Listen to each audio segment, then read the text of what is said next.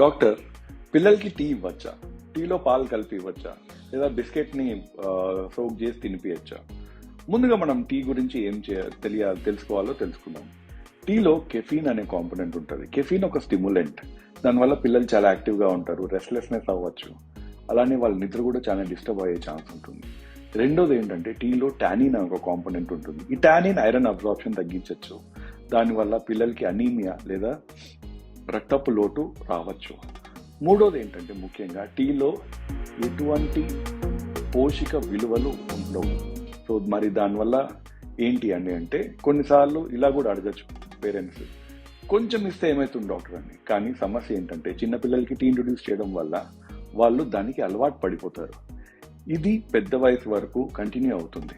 టీతో పాటు బిస్కెట్స్ ఇస్తే అందులో మైదా మరియు పంచదార కూడా ఉంటాయన్నమాట. సో పిల్లలకి ఇంకా స్వీట్ క్రేవింగ్స్ అలవాటు పడతారు. వాళ్ళ క్రేవింగ్స్ ఎక్కువ అయ్యి మళ్ళీ అడిగే ఛాన్స్ ఉంటుంది. అందుకే టీ ఇవ్వడం వల్ల అసలు ఉపయోగం ఉండదు. అండ్ యాజ్ అ పీడియాట్రిషియన్ నేను రికమెండ్ చేయను. కనీసం 12 years వయసు వరకు దాని నుంచి దూరంగా పెట్టడం మంచిది పిల్లలకి. ఇంకో ఆర్గ్యుమెంట్ కూడా ఏంటంటే, మనం చిన్న వయసు అప్పుడు చాలా టీ తాగాం కదా, ఇప్పుడు ఏంటి మనం పిల్లలకి ఇస్తే ఏమవుతుంది అని చాలా మంది పేరెంట్స్ అడుగుతారు. నా ప్రశ్న సింపుల్, టీ ఎందుకు ఇస్తాం? దాంట్లో ఎటువంటి పోషక విలువ లేనప్పుడు మరి మనం మన పిల్లలకి ఎందుకు ఇవ్వాలి? ఆలోచించండి. Thank you.